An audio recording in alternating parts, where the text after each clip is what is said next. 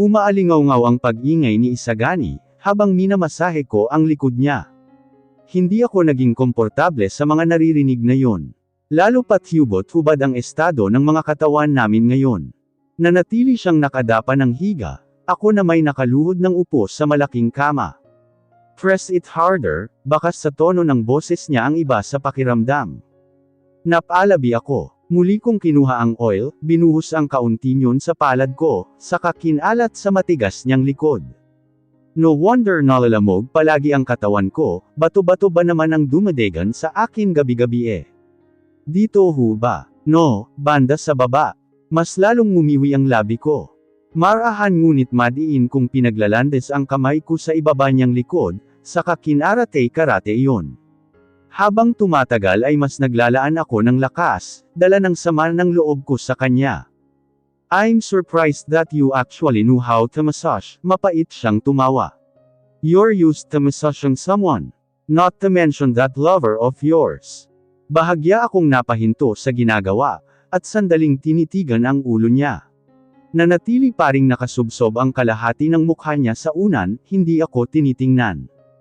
Tinutukoy niya si Brantley. Sarkastiko akong napangisi ng lihim. Opo, madalas kasi siyang pagod, wala rin naman akong magagawa kundi suportahan siya, kahit sa maliit na pamamaraan. Matagal siyang nawala ng imak, subalit hindi nakatakas sa paningin ko ang pagkakakuyom ng kamao niya sa bedsheet. Is that so? Tumango pa ako saka tinuloy ang pagkukwento. Dahil hindi niya ako hinahayaan na magtrabaho at lumabas-labas, siya lang ang palaging kumikilos, kaya sumasakit ang katawan niya. Kalaunan nagpaturo akong magmasahe sa mga matatanda sa village, kaya kahit papaano, napapagaan ko ang pakiramdam niya. Kahit na hindi maganda ang kinalabasan ng pagsasama namin. Shut up, kalmado at matigas niyang pagpapatigil sa sinasabi ko. Okay po, muli ko siyang minasahe ng marahan.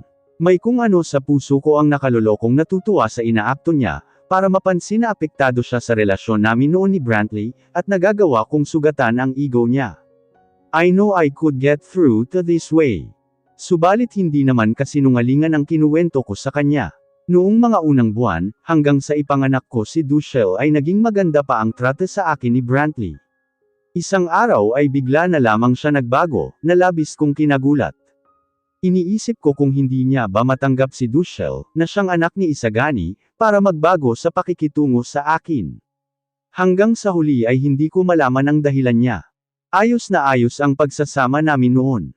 Nasa proseso pa lamang ako ng pag-aaral na mahalin siya, pero lahat ng napunder kong attachment at affection para sa kanya, ay nag-iba sa paulit-ulit niyang pananakit sa akin. Hindi ko matanggap, na ang lalaking pinili ko ay tinalikuran ako, at inabandona na parang isang basura. Ang sakit at pait ay naka-imprinto lamang sa puso ko. Once I find that guy, he's going to be gone anyway, he sneered. Why don't you bury your memories with him on the ground in advance? Of course, you'd finish him. Ilang beses mo na yung sinabi sa akin. Pero kahit na ganun si Brantley sakin, sadyang hindi ko masikmura na malaman isang araw ay tinapos siya ng dahil din sakin. Sa tingin ko'y makokonsensya pa rin ako. At natatakot akong multuhin ang kaluluwa niya pag nagkataon. Sa tingin ko'y hindi ganun kadali ang pinaplano mo master, panyanatag ko ang loob ko.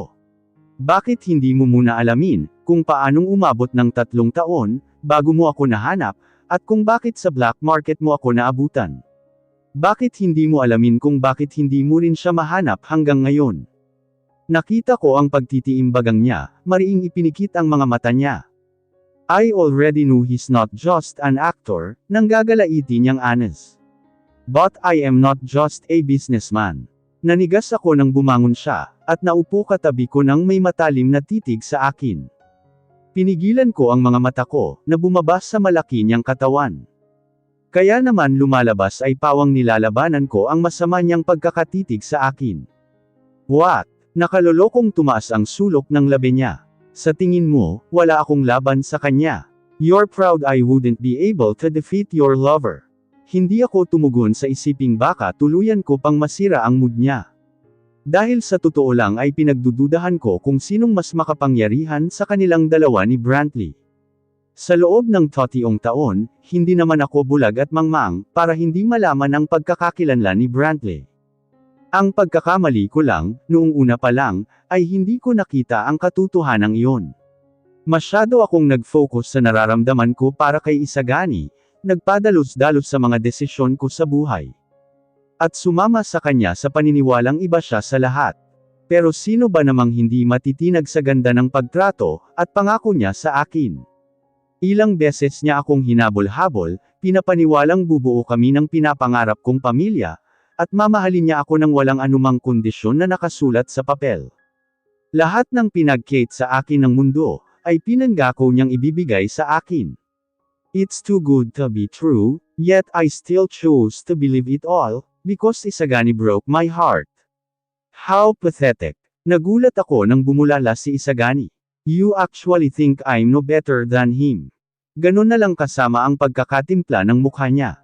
Agad akong napatugon. As my master, you're above everything, so no, I don't think he's better than you. Akala ko'y gagon kahit papaano ang pakiramdam niya, pero mas lalong nalukot ang mukha niya. As your master, ha? So kung di ako ang amo mo, you'd think otherwise, wouldn't you? No, shut up.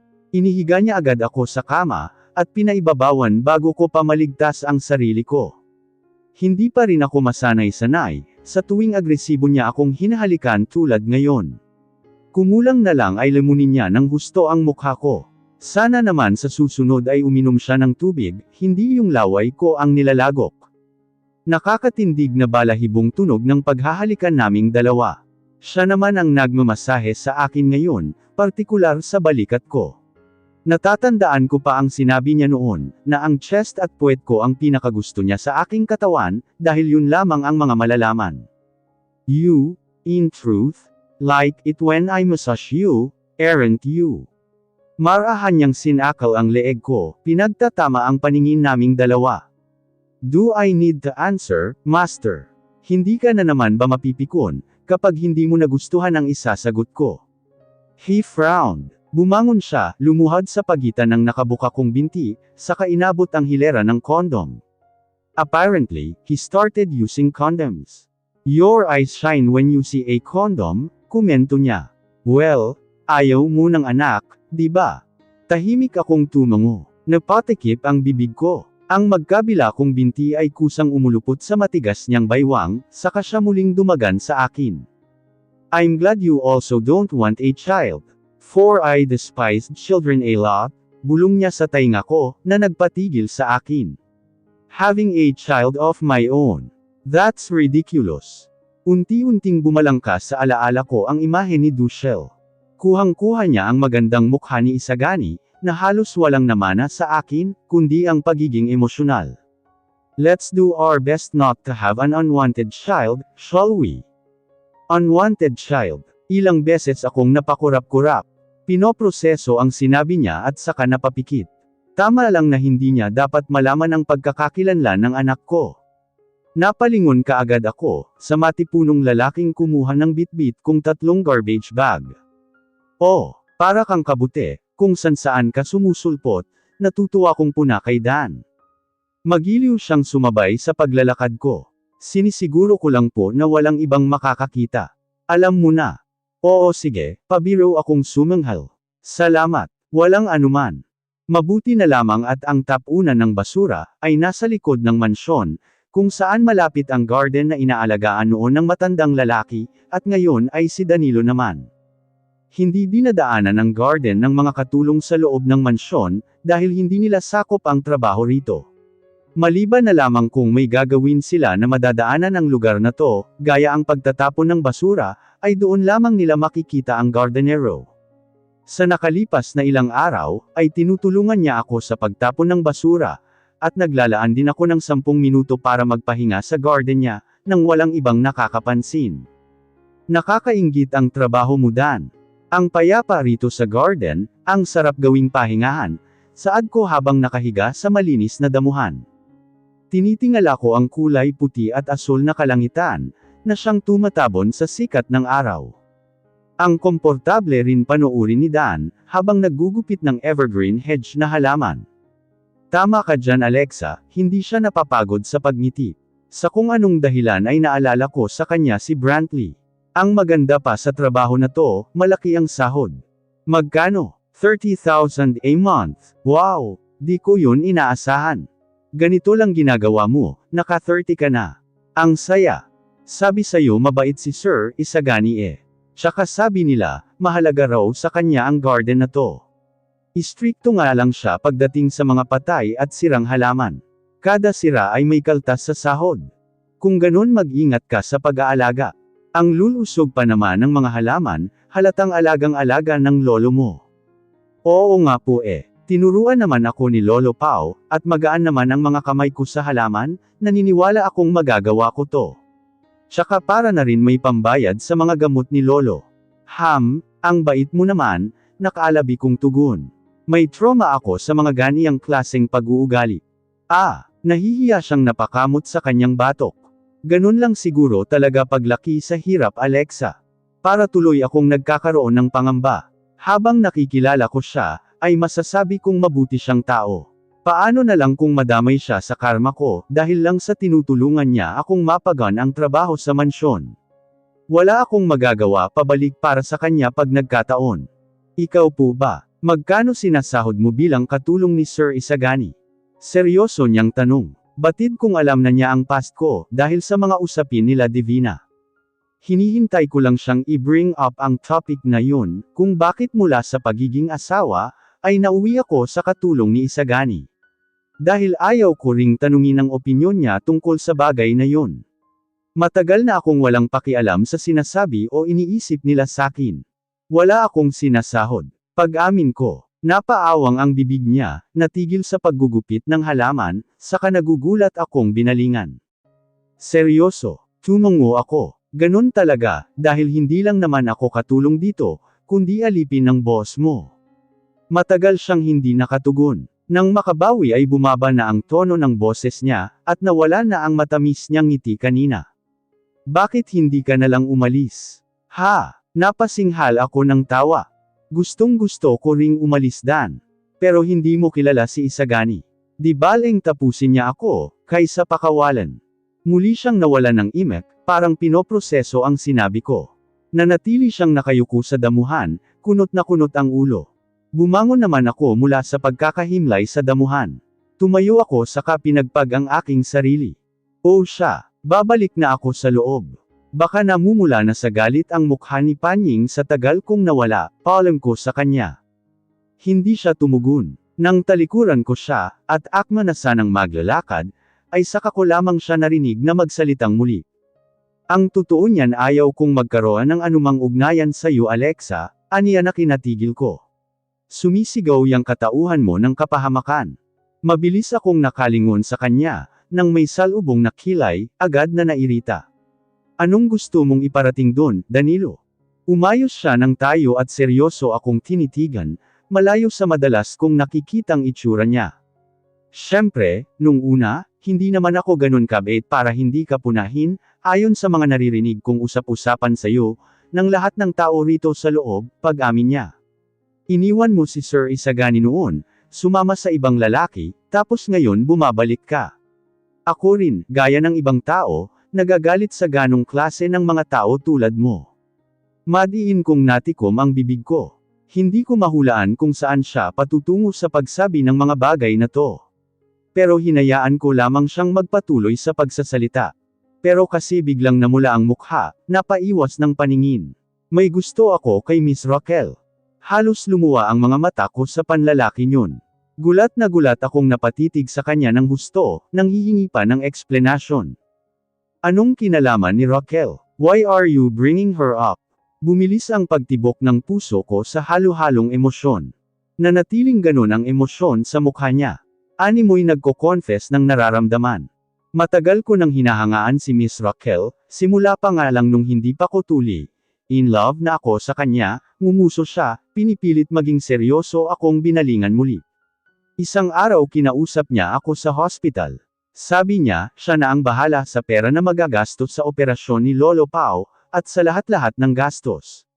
Ang kapalit ay maging malapit ako sa iyo, dahil kailangan mo ng taong makakapitan ngayon. Labis na umawang ang bibig ko at natakpan iyon. Bumugso ang saya sa dibdib ko. Rochelle. Siyempre hindi ako pumayag nung una, pagpapatuloy niya.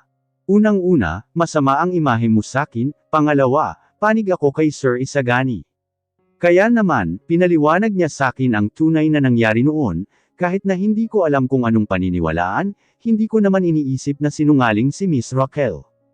Sumili ang maliit na ngiti sa labi ko. Mukhang nagpapakatotoo lamang si Danilo, sinasabi niya ang laman ng isipan niya, at hindi ako binabato ng kaplastikan, o ganong klase ng pang-iinsulto. Kaya nga, gusto muna kitang kilalanin, saad pa niya. Sabi nila Miss Davina, kalad ka rin kang babae, sumama kay Sir Isagani matapos kang iwan ng aktor na yun na sumikat lang naman dahil sa'yo. Si Brantley, napalabi ako. Ngayon, totoo bang gusto mong umalis ng mansyon? Na hindi totoong higad ka na nakadikit kay Sir Isagani para sa pera o ano?